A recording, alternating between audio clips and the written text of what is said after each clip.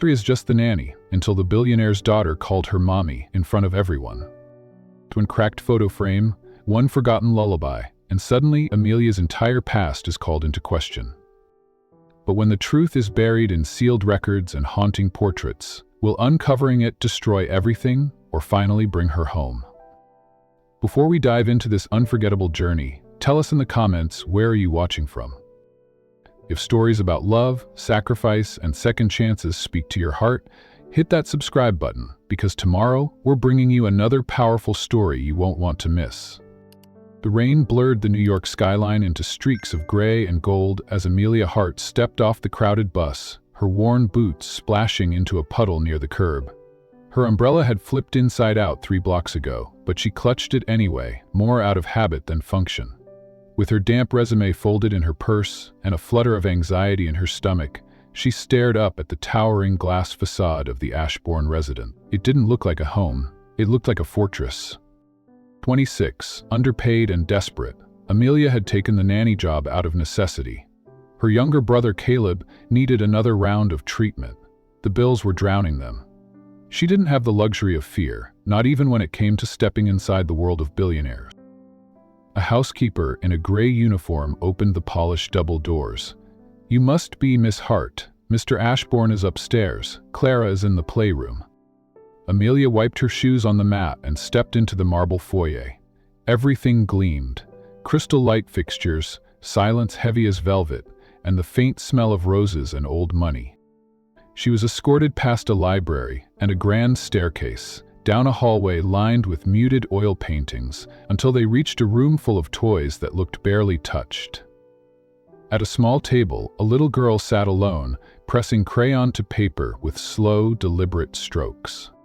"Clara," the housekeeper said gently, "this is Amelia. She'll be your new nanny."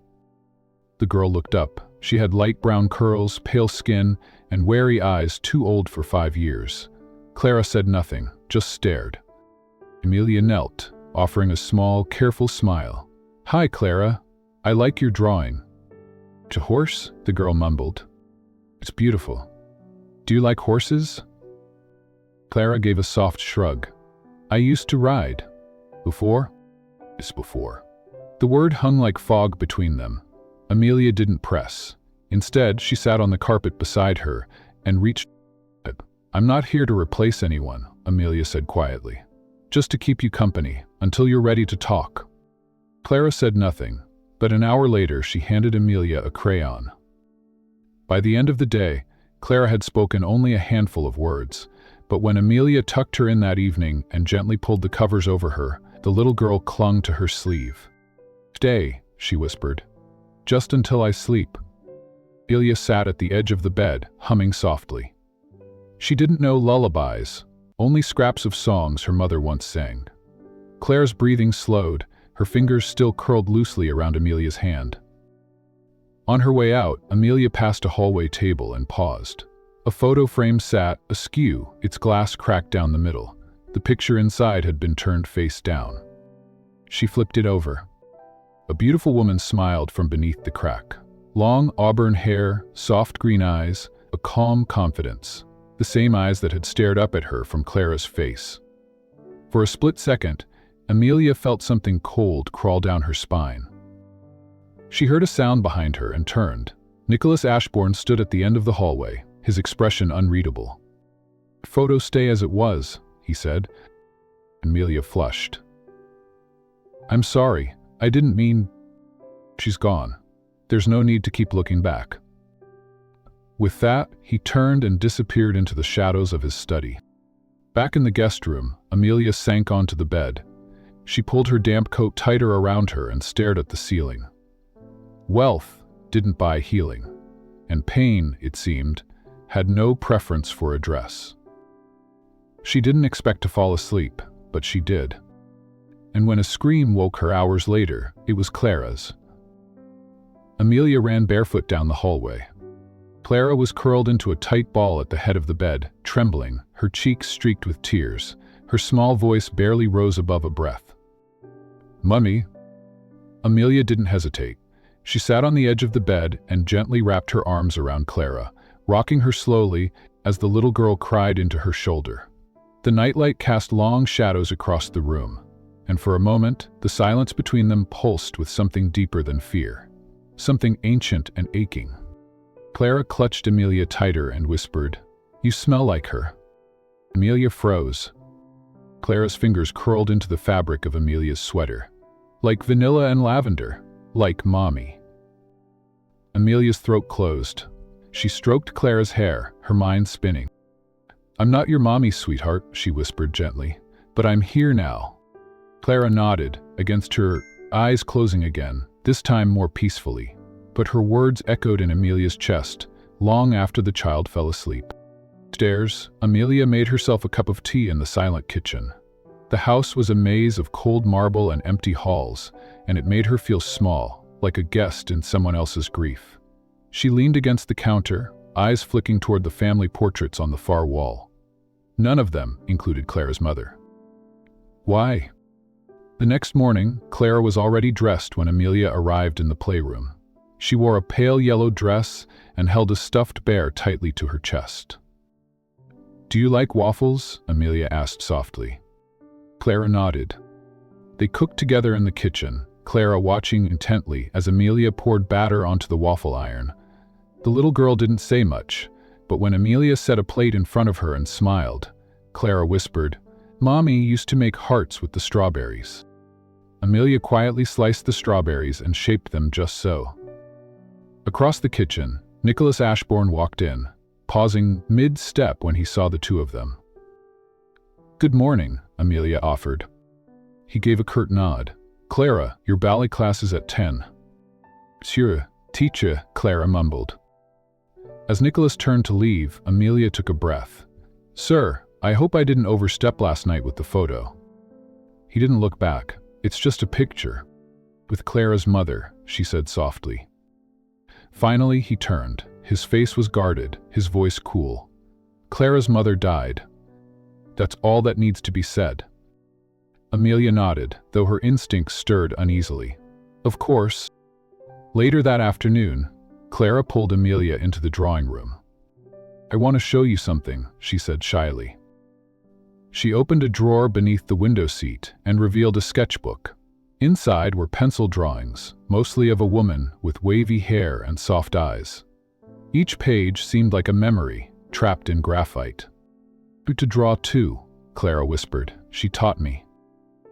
Amelia turned one page after another, struck by the familiar curve of the woman's smile. It looked hauntingly close to her own. That night, Amelia stood before the mirror brushing her hair when she caught sight of her own reflection, the line of her jaw, her high cheekbones, her eyes.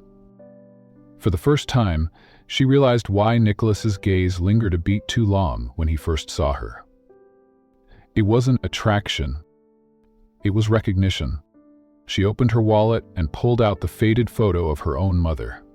Her real mother. She'd never known her name, just the image left behind when Amelia was abandoned as a baby. The resemblance between the woman in her photo and the one in the cracked frame downstairs was undeniable.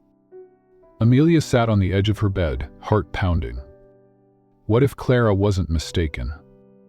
What if this job, this house, this broken family was more than chance? What if the woman in the photo was the same woman who once gave birth to her? And what if Nicholas Ashbourne already knew? Nicholas Ashbourne sat behind his mahogany desk, his expression unreadable as Amelia stepped into the study. She stood straight, trying to ignore the intensity of his gaze. A stack of documents lay neatly before him, and he gestured toward the seat across from him without a word. "This is your formal employment contract," he said, voice clipped.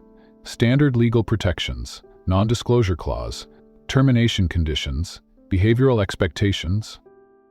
Amelia took the contract, her fingers brushing the thick paper. She flipped through it slowly, her stomach tightening as she skimmed the terms. It was rigid, clinical. There was nothing gentle in the way it was written. No softness, no trust. "I'd like to have a lawyer look it over," she said, careful to keep her tone respectful. Nicholas arched a brow. "You're free to do so, but understand this is a high-security household. You'll be given access to my child, my life. I don't take risks, Miss Hart." She signed anyway. She needed this. Clara needed her, and so did her brother, whose hospital bills were piling higher by the day. When she returned to the nursery, Clara was sitting by the window, sketching with colored pencils. She looked up with a smile. "Is that a new drawing?" Amelia asked. Clara nodded, holding up the paper. It was a simple scene. Her stuffed rabbit sitting at a tea table with Clara and a woman in a green dress. Amelia froze. The woman had brown hair and green eyes. The same eyes Amelia saw in the mirror every morning. "I draw so beautifully," Amelia said gently, kneeling beside her. "Is that your mommy?" Clara nodded. She always wore green. Daddy said it was her favorite. Amelia's breath hitched. Later that night, after Clara had gone to bed, Amelia moved through the silent halls, her thoughts spinning. She stopped by the grand piano in the parlor, running her fingers lightly over the keys. Then, almost instinctively, she hummed a lullaby she hadn't thought about in years. It came out soft and slow, like a memory tucked beneath dust. Behind her, the door creaked open. She turned quickly. Nicholas stood in the doorway, frozen. His expression was unlike anything she'd seen from him. Haunted, stunned. "Dawn," he said slowly, his voice low, almost broken. "Where did you learn that?" Amelia's heart pounded. "I don't know. I've known it since I was little. I used to hum it when I was scared." Nicholas stepped forward, eyes locked on hers. "That song. Clara's mother used to sing it. No one else knew it, not even her friends." The silence thickened between them. Amelia couldn't speak. Nicholas's gaze searched her face, and for a fleeting second, the cold CEO looked like a man grappling with something far deeper than professionalism. "Hurry, sorry," she whispered. He turned abruptly and left without another word. That night, Amelia lay awake, staring at the ceiling. Her mind kept circling back to her adoption file. She had asked the agency once, long ago, about her mother. They'd said the file was incomplete, pages missing, the names smudged. The only thing she remembered was the lavender ribbon tied to the folder. She got up and pulled the file from her suitcase, spreading the contents across the bed. A few forms, a date of birth, her own infant photo, and one sentence that stuck out more now than it ever had. Placed at Sacred Mercy Home under emergency circumstances. No maternal contact? What did that mean? She stared at the words, trying to will them into clarity, but all she saw was a girl without roots, and a child upstairs who saw her as someone she wasn't, or maybe someone she had been all along. Nicholas couldn't sleep. He sat alone in his private study, the only light coming from the flames flickering inside the fireplace. An old photo album lay open on the desk, pages he hadn't turned in years. On one of them, a woman smiled up at him. Brown hair, green eyes. The same eyes Clara had inherited, and the same eyes that now stared back at him from Amelia. He closed the book abruptly, pushing it away like it had burned him. It couldn't be. But the way Amelia moved, the lullaby, her eyes, he wasn't imagining it. He knew grief could play tricks, but this was something else. Nicholas reached into a drawer and pulled out a yellowed newspaper clipping. Fire at Sacred Mercy Home, records destroyed. It had been the same week after his wife vanished. She was declared dead, but the body had never been found. Rumors, whispers, and a small lavender ribbon tucked into the folds of her coat. The same ribbon he later saw tied around an anonymous infant's file in the caseworker's office. He had always believed there was more to that story. And now, that same girl was in his home, unknowingly caring for his daughter. The thought chilled him. The next morning, Nicholas observed Amelia from the kitchen doorway. She was helping Clara tie her shoes, gently coaxing her through the task, praising her with patience. Clara giggled, clinging to her like ivy on brick. Amelia looked up and caught Nicholas watching.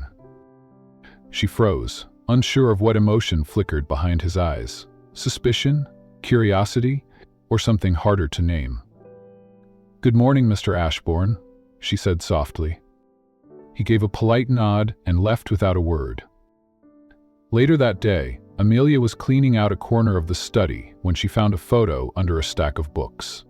It had fallen between two shelves, A woman holding a baby, her face smudged from water damage, but familiar.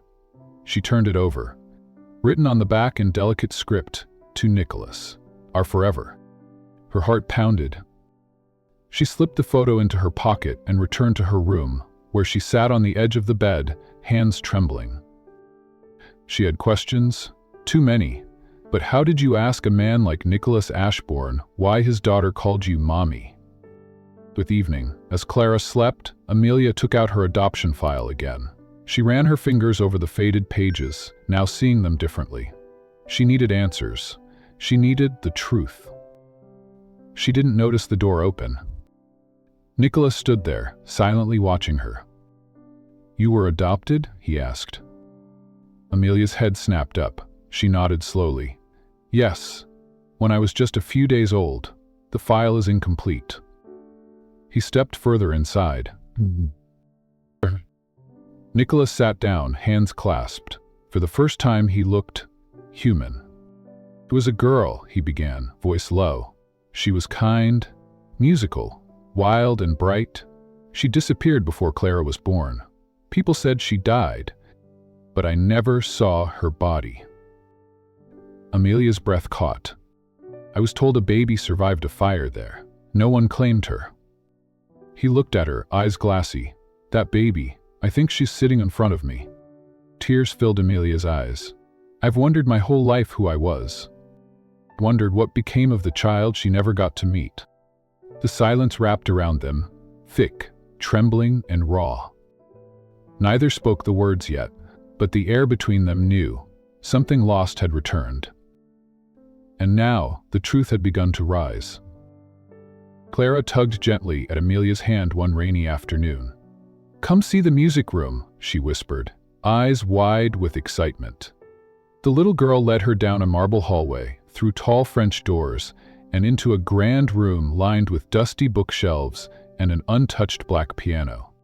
"I'm not supposed to go in here," Clara said, almost guiltily. "But Mommy used to play." Amelia hesitated, unsure if she should touch anything, but Clara climbed onto the piano bench and looked at her expectantly. "Will you play something?" she asked. "Please." Amelia's fingers hovered above the ivory keys. She hadn't played in years. But a melody from her early childhood, it came unbidden. Something warm and wordless sprang from her fingertips. As the final note faded, a sharp voice cut through the stillness. "Where did you learn that?" Amelia turned around. Nicholas stood in the doorway, frozen. His expression was unreadable, shocked, and something deeper, something buried. He walked forward slowly, his gaze fixed on her hands.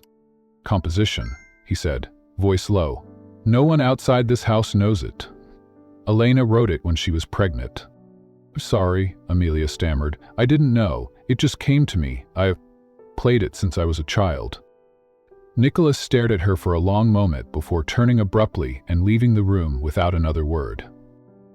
Later that night, unable to sleep, Amelia returned to the piano. Something about the piano felt familiar in ways she couldn't explain. She opened the bench where the sheet music was stored and found a small, sealed envelope. Her heart pounded as she gently pulled it out. The handwriting was old and faded but clear. Inside was a brief letter. "To whomever finds this, you are my life. Play it with feeling, and she'll hear you wherever she is." Amelia stared at the initials again. Elena Hale, her mother. She tucked the letter into her coat pocket, heart racing. Was it possible? The next morning, Nicholas didn't speak a word, but Amelia noticed the hallway had changed. The old, veiled portrait at the end of the corridor, once hidden behind a drape, now stood uncovered. As she passed, she glanced up and froze. Her breath caught in her throat. The woman in the painting had dark hair, green eyes, a quiet sadness in her gaze. It was Elena, and it was her. Not similar, not just a passing resemblance. It was like looking into her own future. Amelia couldn't move.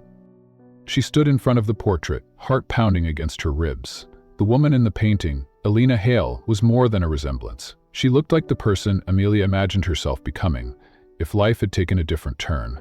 Her gaze was intelligent, gentle, strong. It felt less like she was looking at a stranger's memory and more like she was standing before a mirror to a past she had never known.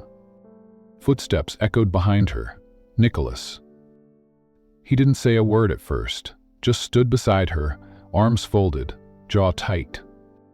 He had that painted 6 months before Clara was born, he said quietly. Insisted it be done, even though I thought it was excessive. She said she wanted Clara to know what love looked like. Amelia swallowed hard. You didn't cover it before. Why now? I don't know, Nicholas admitted. Maybe because I needed to see it. Maybe because I needed you to see it. She turned toward him, confused. Why would I need to see it? Nicholas didn't answer. Instead, he walked away again, but this time slower, less cold. Later that evening, Amelia sat alone with the letter again, reading it over and over. The words felt alive, as if Elena had written them for her specifically. Music lives beyond blood. She ran her fingers over the edge of the envelope and pulled out the small sheet of paper folded inside. In the corner was a faded watermark. Ashbourne Family Music Room, dated 16 years ago. That same night, Clara crawled into her bed again after another nightmare. Her cheeks were wet with tears. Amelia wrapped her in a warm embrace. I saw her again, Clara whispered sleepily. But she had your voice this time. Amelia blinked. Your mommy? Clara nodded. She said, You're not gone. You're just singing with different words now. The next morning, Nicholas stood in the foyer holding a file. I need to ask you something, he said. His voice was firmer now, but his eyes flickered with something that resembled hope or fear. He opened the file. Inside were old photographs, news clippings, and a sealed hospital document. This was you, he said, pointing to a black and white photo of a baby in the arms of a tired young nurse. Born at St. Mary's, left at the doorstep of St. Jude's Home for Girls. A week later, no name, no note. Amelia stared at the photo, her chest tightened. How do you have this? Nicholas hesitated. Because I've been looking, since Elena died.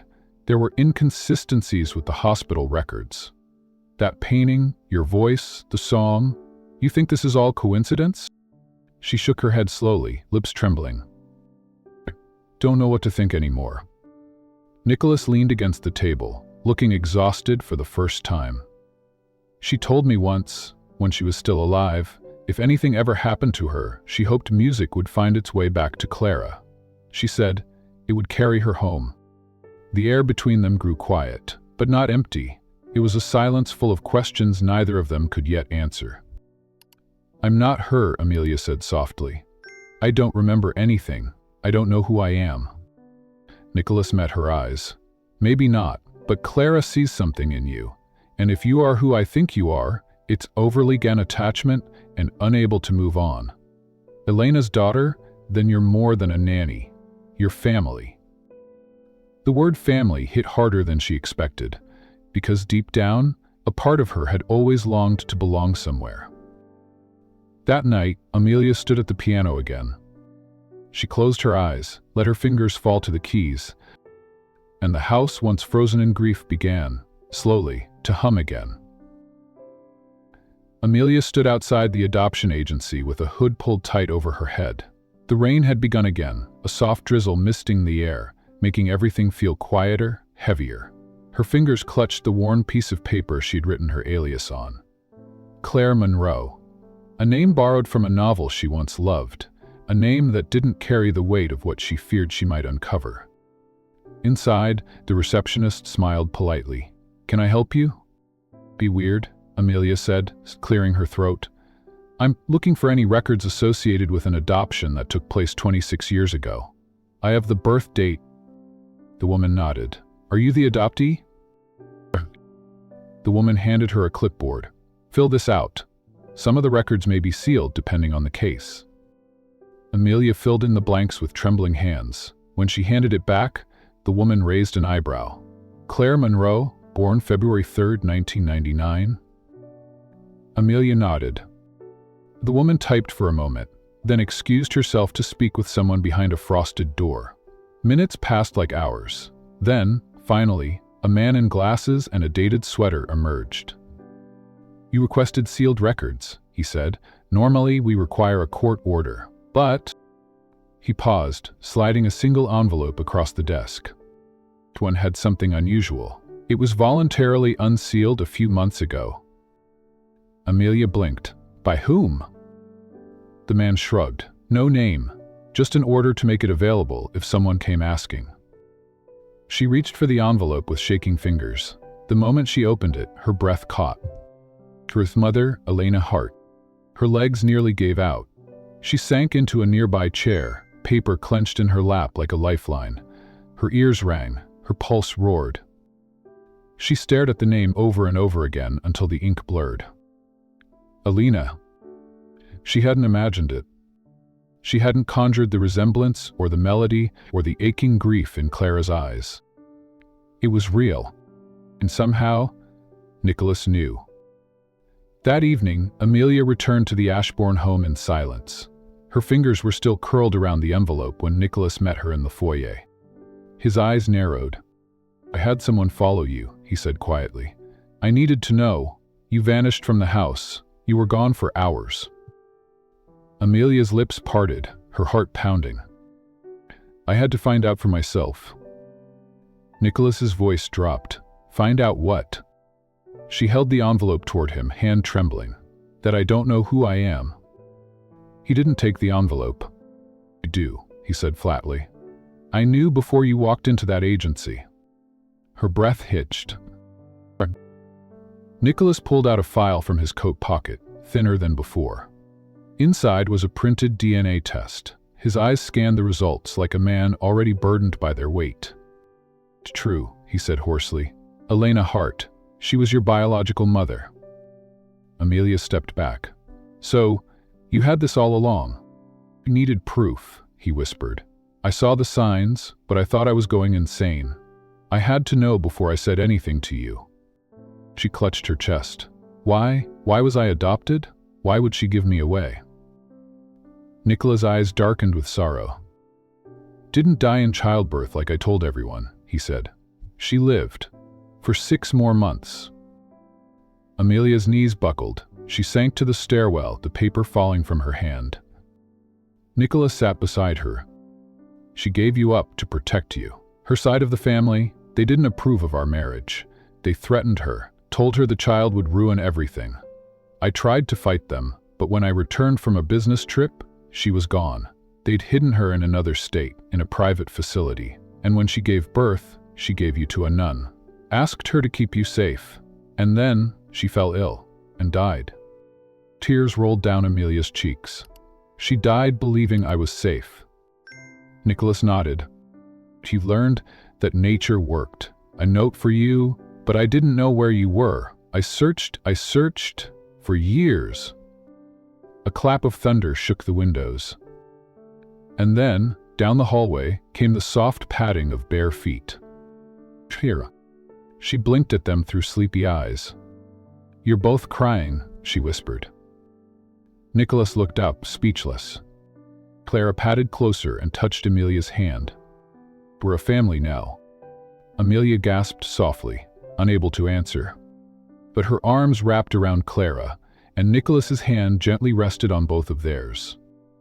And for the first time, through grief and truth, the house felt like home. The next morning, sunlight streamed through the windows as if trying to cleanse the house of everything that had been hidden for years. Amelia sat at the kitchen table with her tea, staring at the DNA results Nicholas had finally handed her. The page trembled in her hand, not from the weight of paper, but from the gravity of what it confirmed. Elena Hart was her mother, and which made Nicholas her, what, stepfather, guardian, maybe something else entirely. She didn't know, and yet, sitting across from Clara, who was giggling as she dipped toast into orange juice, she felt something she hadn't in years, longing. Clara peeked up at her. Can we go to the park later? Amelia smiled faintly. If your daddy says yes. Clara scrunched her nose. He always says no, but maybe now he'll say yes, because now we're your family. Nicholas entered the room, his shirt sleeves rolled, tie abandoned. He looked younger somehow, less armor, more ache. "I think we all need some fresh air," he said. "The park sounds perfect." Clara's face lit up like morning. As they walked out together, Amelia glanced up at the grand portrait of Elena in the hallway. The resemblance was no longer haunting. It was grounding. It was hers. Later that afternoon, when Clara was safely distracted on the monkey bars, Nicholas motioned for Amelia to sit beside him on a bench shaded by cherry trees. "I owe you more than the truth," he began. She turned to him quietly, the breeze tugging at the edges of her sweater. "I blamed her," he said, "for disappearing, for leaving me alone with Clara, for choosing secrecy over family. But now I realize it was never her fault." "Bill did you," Amelia whispered. "So did you." Nicholas looked at her, and for a moment, his eyes softened from steel to something much more fragile. "When you walked into my home that day, I thought I was losing my mind. You smelled like her. You moved like her. You even played her song." Amelia blinked back tears. "I didn't know, I swear." "I believe you," he said.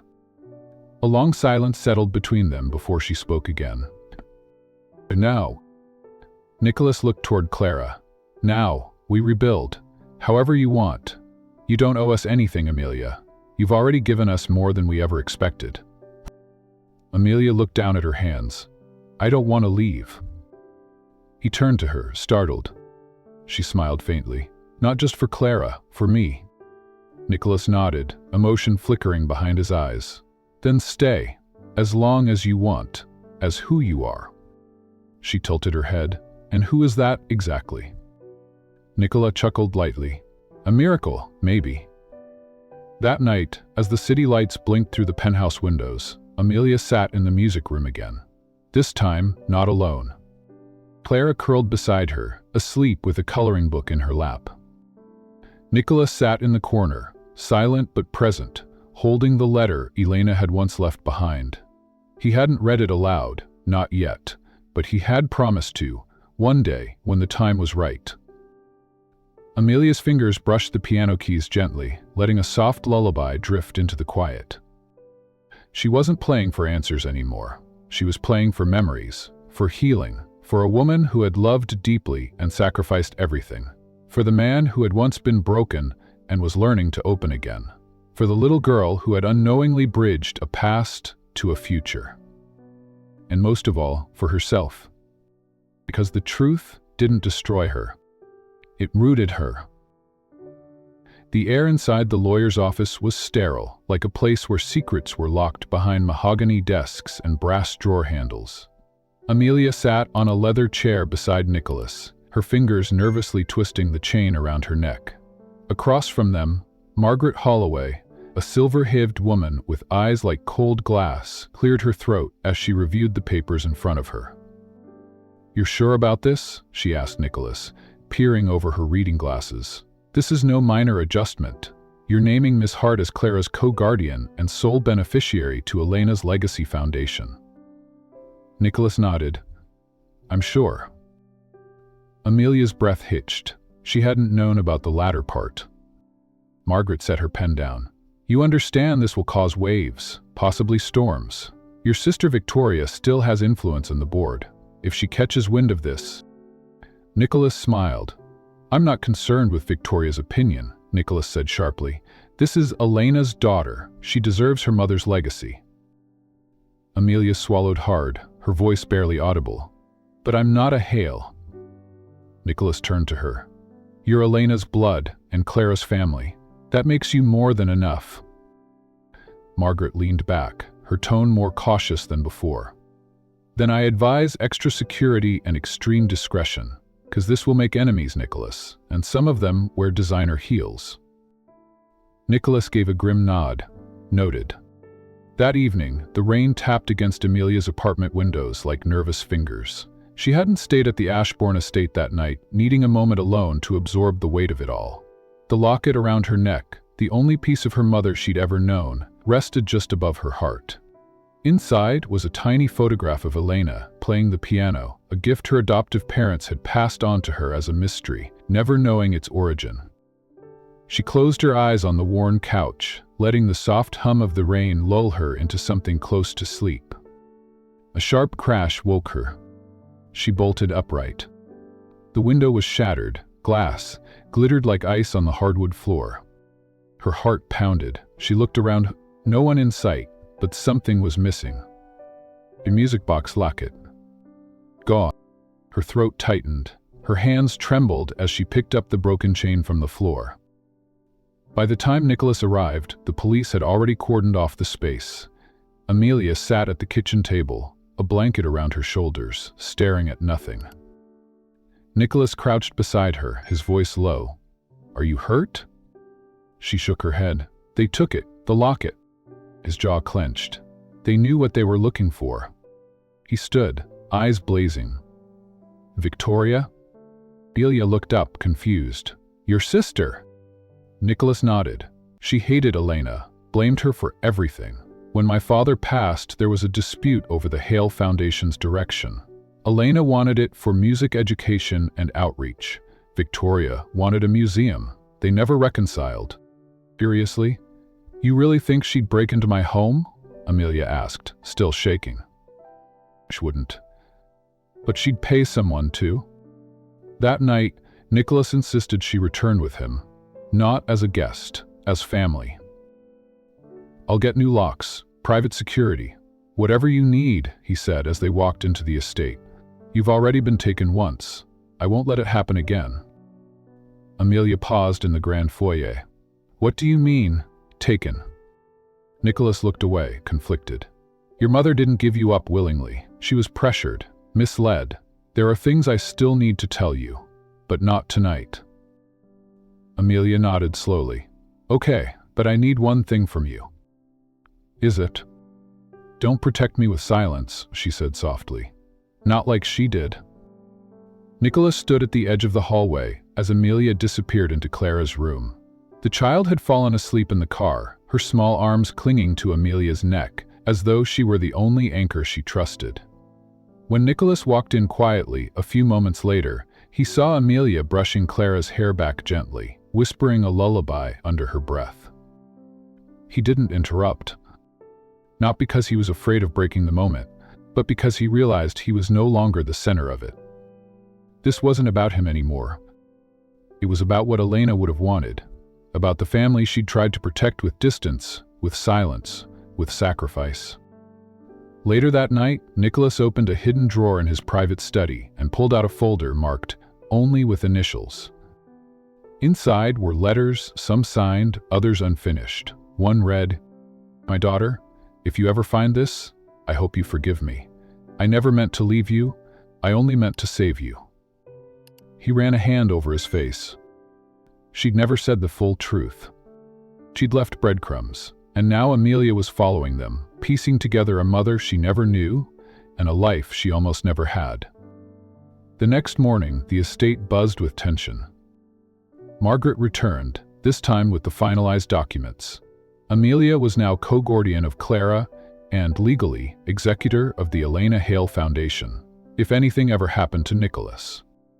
"You don't have to accept this," Margaret reminded her, pen poised above the signature line. "You can walk away." Amelia looked up, her voice steady but soft. "I'm not walking away. Not from Clara, not from my mother's legacy. I think, for the first time, I know what I'm meant to do." With a calm resolve, she signed. Meanwhile, across town, Victoria Hale stepped out of her penthouse suite, her phone pressed to her ear. Sighed, she repeated, lips curling into something cold. So Nicholas really went through with it. She hung up before the assistant could respond. In her hand was a change, the music locket. She turned it over with a scowl, then opened it, expecting something. A confession, a birthmark, a message. But it was just a melody. A tiny, recorded melody of Elena playing the piano. She slammed it shut. Back at the estate, Nicholas pulled Amelia aside before the lawyer left. "He's something else I want you to have," he said. He led her to Elena's music room, still untouched since the funeral. The piano sat in silence, its keys. He reached into the bench and retrieved a black velvet box. Inside was a ring. Not an engagement ring, but a signet ring with the Hale crest, once worn by Elena's grandmother. He pressed it into Amelia's palm. She would have wanted you to have it. Amelia didn't speak for a long time. Her eyes shimmered with quiet shock, with grief that hadn't yet had a place to land. I don't know how to be her, she whispered. Nicholas shook his head. You don't have to be her. You just have to be you. That's more than enough. From the doorway, Clara peeked in. Is Mimey watching us? She asked. Amelia knelt down. Always. Clara's small hand reached for the ring, then patted Amelia's hand. Then you should wear it. Later that evening, Nicholas sat at his desk, glancing at a childhood photo of Elena. A wave of grief swept through him, but beneath it, something else stirred. Hope that this family, fractured and strange, was slowly becoming whole again. And that somehow, even from the grave, Elena had orchestrated all of it. The letter arrived on a Monday morning, formal, embossed, and cold. Nicholas unfolded the paper slowly. The header read, Ashbourne versus Hart. Victoria Hale had filed a lawsuit against Amelia, accusing her of identity fraud, inheritance manipulation, and emotional coercion. Amelia stood silent in the hallway, her breath held. Clara clung to her hand, unaware of the storm brewing around her. Nicholas tossed the letter onto the table, his jaw tightening. She's going to drag this through the courts. Margaret arrived within hours, folder in hand. It's not just the lawsuit, she said. The board is panicking. Half want to dissolve your guardianship arrangement. The others demand Amelia be removed from any Hale Foundation involvement. On what grounds? Nicholas demanded. Calling it a conflict of interest. They say she manipulated her way into the family. Amelia sat across the room, her face pale, her hands folded tightly in her lap. I didn't ask for any of this, she said quietly. I didn't even know who I was. Margaret softened. And that's exactly why they fear you. The case escalated quickly. Headlines splashed across business tabloids. Billionaire's nanny inheritance scandal. Illegitimate daughter or brilliant con. Nicholas moved his meetings to the estate, refusing to leave Amelia and Clara unprotected. On the morning of the hearing, Amelia stood outside the courthouse steps in a charcoal gray dress. She looked neither like a maid nor a socialite, but something in between. Grounded, clear-eyed, whole. Nicholas stood beside her, hand on her back as they entered. Inside the courtroom, Victoria's lawyer launched into an argument drenched in venom. Miss Hart concealed her true identity, manipulated the grieving Mr. Ashbourne, and inserted herself into a high-value estate under false pretenses. Her resemblance to Elena Hale is circumstantial. Her motives are self-serving. Amelia remained calm. When her turn came, she rose with quiet strength. I didn't manipulate anyone. I didn't even know who my mother was until a letter and a DNA test proved it. I wasn't chasing wealth. I was looking for truth. The judge glanced over rimmed glasses. Do you have anyone who can corroborate your history? Amelia nodded. Yes, Your Honor. One. A door opened. Sister Agnes stepped into the courtroom, her habit crisp, her posture straight despite her age. Her eyes immediately found Amelia's. Several handler visits, a word went not reported in this until she was adopted, she said. Years ago, I received a handwritten letter and a donation from a woman named Elena Hart. She instructed me to protect a child named Amelia if anyone ever came looking. Victoria's lawyer jumped to his feet. Objection. Hearsay. The judge raised a hand. Overruled. Continue, sister. Agnes reached into her satchel and unfolded a yellowed piece of paper, handwritten in delicate cursive. I never meant to abandon her, the letter read. But if anything happens to me, this is the name of the daughter I couldn't save the first time. The courtroom fell silent. Nicholas clenched the armrest of his bench, his expression unreadable. When the judge finally spoke, his voice was firm but not unkind. Miss Hart, the court finds no evidence of fraud or manipulation. Your claim to the Hale Foundation through blood and intent is valid. He paused. Holden said, "For a secret sovereign, secrets for too long. From this day forward, I advise transparency. This court is closed." A low exhale swept across the room. Amelia blinked, stunned. Margaret squeezed her arm gently. As they stepped outside into the afternoon light, reporters rushed toward them, but Nicholas guided Amelia away. "Are you still protecting me?" she asked, breathless. Nicholas stopped on the steps, looking at her, really looking, because this isn't charity, it's family, and family fights together. Back at the Ashbourne estate, the air felt lighter, but the storm had left its marks. Clara waited at the top of the stairs in her pajamas, holding a drawing she'd made during the court proceedings. A picture of herself, Nicholas, and Amelia under a heart-shaped sun. Amelia scooped her into her arms. "Did you miss me, little star?" Clara nodded. "Did the judge make you leave?" Amelia smiled softly. "No, sweet girl. He told me to stay." Clara's grip tightened around her neck. "Good. I don't want to lose two mommies."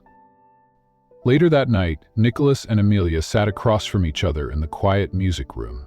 The grand piano was untouched, its lid still slightly open from the last time Clara had climbed up to press the keys. Nicholas poured a glass of wine, set it down untouched. "There's something about today that reminded me of Elena. Not just the letter, the fight, the way she never backed down when someone questioned what she loved." Amelia looked up. "You really think she would have wanted me here?" He nodded slowly. "She didn't leave you behind. She gave you the only chance she had, and somewhere along the way, you made your way back." Amelia swallowed the lump in her throat. "I'm still learning how to belong." "You already do," he said, "but we'll figure it out, together." Margaret joined them briefly with updates. The board is divided, some are still unhappy, but most are stepping back. The ruling carried weight. "What about Victoria?" Amelia asked. Margaret's gaze darkened. "She's retreating, for now, but people like her never quit quietly." As Margaret left, Nicholas turned to Amelia. "If you're not ready to be in the public eye, I'll shield you." The foundation, Clara, everything. Amelia looked toward the hallway, where Clara's giggle echoed faintly as she played with her dolls. "She's why I'll stay, not because I'm ready, but because I want to be." He leaned forward, his voice low. "You didn't break this family. You're the one stitching it back together." For the first time since she'd taken the job, Amelia allowed herself to exhale fully. Not because the danger had passed, but because the truth had finally been spoken aloud. And that, somehow, was louder than any lie Victoria could have crafted. The following week, Nicholas formally announced the restructuring of the Hale Foundation. At a modest press conference, he introduced Amelia as co-trustee, honoring Elena's legacy. Amelia stepped up to the podium, fingers shaking. Her square. "I didn't grow up knowing where I came from. I only knew what I wanted to give. Now I know that family isn't about who kept you, but who never stopped looking for you. And love, real love, isn't found. It's remembered." The crowd rose to a standing ovation, though Amelia barely heard them. Her eyes had already drifted toward the front row, where Clara beamed beside Nicholas, holding her drawing high like a banner. That evening, as the three of them walked home under a soft New York sunset, Clara asked a question that paused them both. "Daring, does this mean Miss Amelia is my new mommy?" Nicholas knelt. "It means she's family, forever." Clara looked at Amelia. "Can I call you something special?" Amelia's throat tightened. "Like what?" Clara grinned. "Can I call you Heart, because you make mine feel warm again?" Amelia knelt and kissed her forehead. "Then I'll call you Star, because you brought me home." Nicholas watched them with quiet awe, two pieces of his broken world fitting perfectly into place. And though the shadows of the past still lingered, that night, for the first time, the Ashbourne house felt whole again. The morning after the press conference, Nicholas asked Amelia to follow him, not to the boardroom or the piano room, but through a small side hallway she'd never noticed before. Clara trailed behind, skipping lightly, humming a tune Amelia once sang to calm her after a nightmare. At the end of the hallway was a locked glass door. Nicholas produced an old brass key. The lock clicked open with a reluctant creak. Beyond it lay a staircase leading down to a garden she hadn't known existed. The air was damp, filled with the scent of forgotten earth and overgrown vines. Ivy curled around shattered terracotta pots, and wildflowers had forced their way through the cracks of the tiled floor. Amid the tangle of green was a rusted sign, nearly invisible beneath the moss. E.H. Conservatory. Nicholas stepped aside. Alina built this before Clara was born, said it was the only place in the city that ever felt like peace. Amelia walked slowly, her fingertips brushing a row of dry rose bushes. "Why did you leave it like this?" He hesitated. "After she died, I couldn't bear to see something she loved more than the rest of the house." Clara tugged at Amelia's hand. "Can we fix it, Miss Amelia? Mommy's garden is sad." Amelia knelt and smiled. "We'll bring it back to life, together." The next few weeks turned into something magical. On weekends and quiet evenings, Nicholas, Amelia, and Clara worked side by side, restoring the space little by little. They cleared the debris, repotted succulents, replaced broken tiles, and painted over weathered wood. Clara planted her first flower, bright yellow marigolds. As she gently patted down the soil, she whispered, "Now, Mommy lives here too." Amelia blinked back tears, her hand steadying the girl's small shoulder. Across from them, Nicholas stood silently, arms folded as if holding back something deeper. The following evening, as Amelia entered the now-restored greenhouse and breathing with new life, she found a gift waiting for her on the garden bench. Wrapped in deep green velvet was a journal, its leather cracked at the edges. Inside the front flap was an envelope, yellowed by time. She turned it over. The handwriting was elegant, delicate. "To my daughter, if you ever find your way to this garden." Amelia stared at it for a long moment. Then she opened it. The first words were shaky but tender. "My darling girl, if you are reading this, it means the world turned, as it always does, and brought you home." The letter unraveled like a lullaby, filled with memories Amelia didn't know she had. Elena had written about music, about hope, and about the impossible choice she had to make. "I loved you from the moment I knew you existed, but I had to let you go, to keep you safe. I left this garden behind like a prayer buried in the soil. One day, your melody will find its way home." Amelia closed the journal, her chest tight, the air suddenly too thick. Nicholas had watched her from the entrance. "She left it for you," he said. "I found it the day after Clara was born. I didn't know if it was meant to find you, but now I do." Amelia walked over and hugged him. No words, just the echo of what had always been waiting in the silence between them. That night, in the piano room, lit only by soft lamplight, Amelia sat before the keys. Clara curled up in an armchair nearby, her eyelids heavy. Nicholas sat on the sofa, hands clasped, waiting. Amelia began to play. Not a song from memory, but something new, something born from her mother's words. A melody stitched from old grief, new hope, and something she could finally call home. Nicholas closed his eyes, listening. Days turned into weeks, and the once-forgotten greenhouse, now renamed Amelia's place at Clara's insistence, became the quiet heart of the Ashbourne estate. Nicholas had a plaque made, placed near the archway, in memory of Elena Hart, in honor of Amelia Hart. Beneath it, etched in silver, "Where melodies grow, even in silence." Amelia visited the garden every morning before Clara's lessons. The jasmine had started blooming again, vines coiled toward sunlight, and the marigolds Clara had planted danced in the breeze. One afternoon, Clara sat on the stone bench beside the water basin, dipping her fingers in and giggling. Nicholas walked in holding a wrapped box. "For you," he said, handing it to Amelia. She opened it carefully. Inside was a music box, a replica of the one that had been stolen during the break-in. But this one had a twist. When she turned the crank, it didn't just play a melody. It opened a secret compartment containing a folded photograph. Amelia gasped. It was a picture of Elena holding a newborn, written on the back, "My melody, my heart." Her hands trembled again, but not from fear. This time it was the weight of healing. Later that night, the family gathered for a private dinner under the soft glow of string lights strung across the garden. Clara had insisted on dressing up, twirling in her purple dress and announcing, "It's a party for Mommy." Amelia wore a simple blue dress Elena once owned. Margaret had found it in storage and restored it. Nicholas had changed into something less formal, though he still looked every bit the commanding CEO. Until he saw Amelia walk in. He froze. "I feel like she's here," he said softly. "She is," Amelia replied, "in every leaf, in every note." When they returned to the piano room, Clara asked Amelia to play something happy, but Amelia hesitated. Nicholas stood behind her. "Play what you feel." She looked up at him. "Then sit beside me." He did. And for the first time since she arrived, Amelia didn't play for Clara or for healing. She played for joy.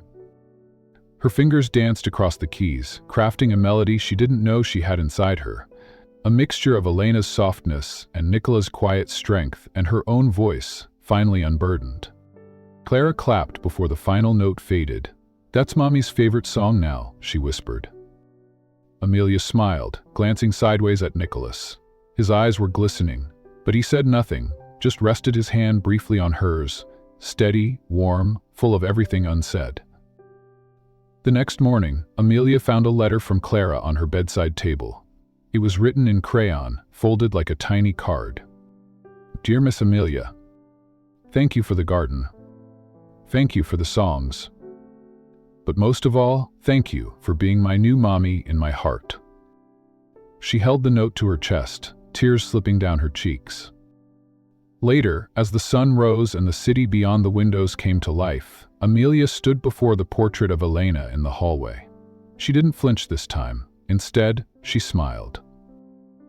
"I found her, Mom," she whispered. "I found you." Behind her, footsteps approached. Nicholas joined her at the frame. "She would have loved you," he murmured. "I already do," Amelia replied, her voice soft. "But in a different way now." He turned to her, surprised. "What do you mean?"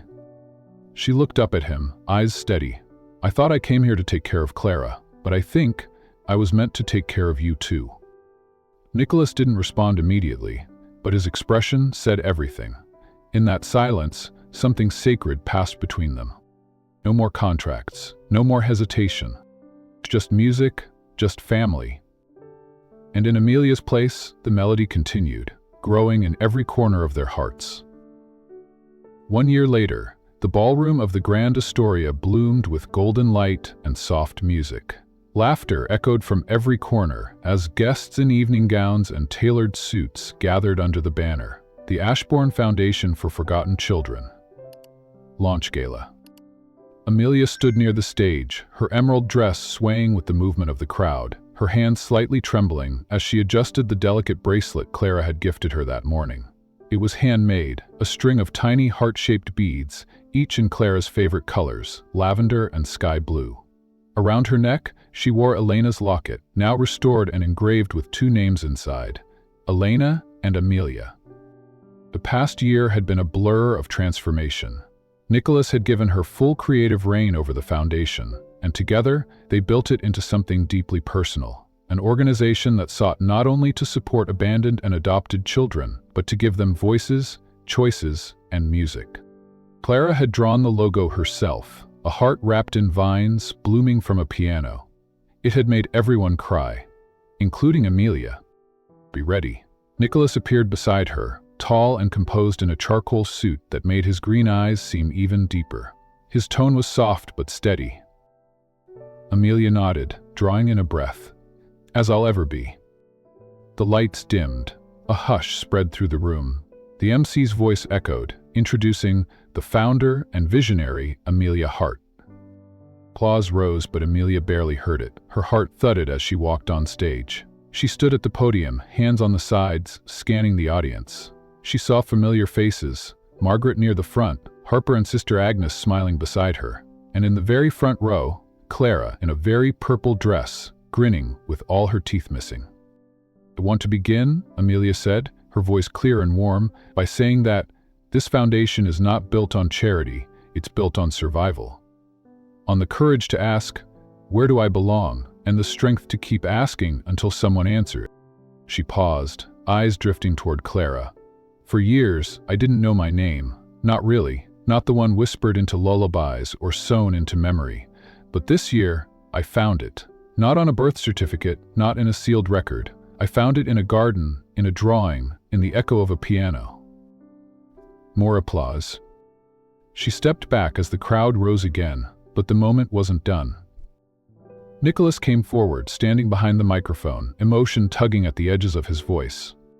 Foundation, he said, is also built on second chances, on quiet forgiveness, on love returning not in the way we expect, but exactly when we need it most. He looked down, and his eyes locked with Amelia's. Amelia Hart came into our home when it was quiet and full of ghosts. She didn't just care for Clara, she healed her. And she didn't just bring music back into our lives. She gave us the melody we didn't know we were missing. People sniffled across the room. Clara stood now, wriggling away from Harper's hold, her shoes clicking rapidly across the stage. She ran up, tugged on Amelia's dress, and grabbed the mic with both hands. "Can I say something?" she asked the crowd. Laughter rippled gently. Nicholas nodded, stepping aside.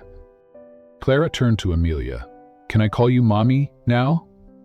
Silence fell. No one moved. Amelia's lips quivered, her eyes brimmed. She bent down slowly, cupped Clara's cheeks and whispered, "I'd be honored." Clara beamed and threw her arms around Amelia's neck. Nicholas crouched down beside them, one hand on Clara's shoulder, the other brushing a tear from Amelia's cheek. The crowd rose to their feet. The applause was thunderous. But in that small circle, mother, daughter, and a man who had finally found the missing piece. It was quiet and empty, just full of everything that had once been broken and was now whole. Later that night, after the final speeches and photos, Amelia walked through the quiet garden at the Ashbourne estate. It had once been wild and overgrown, forgotten after Elena's passing. But now, soft fairy lights lined the hedges. Clara's small hands had helped plant tulips along the stone path, and Nicholas had insisted on carving the new sign himself. Amelia Hart Ashbourne, daughter, mother, home.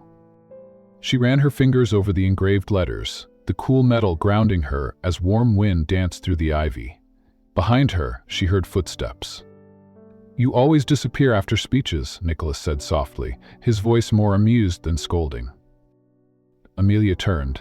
"I needed a moment." He nodded, hands in his pockets. "You deserved it. You gave them something real tonight." "I gave me something real tonight," she murmured. "I spent my whole life thinking I was just a girl who filled in the cracks. For the first time, I feel like I belong to something." Nicholas stepped closer, his eyes gentle. "You are something, to Clara, to me, to her memory." They stood in silence for a few moments, the stars scattered overhead like spilled salt on a dark table. Then Nicholas spoke again, his voice lower, more fragile. "Do you remember the first day we met? I made you sign that ridiculous contract. Kept you at a distance." Amelia smiled. "You were protecting what you had left." "I was," he agreed, "but I didn't realize what I was pushing away was something returning. Someone—" She looked at him, unsure of what to say. But Nicholas didn't ask for a reply. Instead, he reached into his coat and pulled out a thin, worn envelope. The base was Elena's. "I found it tucked behind an old piano score yesterday. She'd written your name on it, but I was afraid to open it before tonight." Amelia took it gently, her fingertips brushing his. She opened the envelope slowly, unfolding the single piece of paper inside. "My dearest Amelia, if you're reading this, then the world has given us another chance. Through music, or love, or pain, or all three. You were born of love and silence, and if there's one thing I want you to know, it's this. Your name was never lost. Your name was never forgotten. Your name was always Hart. Play loud, my darling, and let the world listen." Amelia's tears spilled over, silent but steady. Nicholas gently placed a hand on her back, steadying her. "He wrote that for you," he whispered. "And somehow, I think she knew that music would lead you back." Amelia folded the letter and held it to her chest. She saved me, even when I didn't know who she was. Your heart, Nicholas said. Now, you've given it to Clara. As if summoned by her name, Clara came running from the house, barefoot, waving a tiny paper crown above her head. Mommy, Daddy says I can stay up 10 more minutes if I ask you really nicely. Amelia laughed, wiping her cheeks quickly before kneeling to scoop her up. 10 minutes, but only if you sing me your new lullaby. Clara nodded seriously, then rested her head against Amelia's shoulder, humming off-key but joyfully. Nicholas watched them both, his eyes filled with the ache of all he'd lost and the wonder of what he'd gained. As they walked back into the house, the camera would have lingered on the sign one last time. Amelia Hart Ashbourne, daughter, mother, home. A name that had once been a mystery was now a legacy, not born from blood alone, but from love reclaimed, silence broken, and a melody that had finally found its way home. And her song, like her name, would never be forgotten.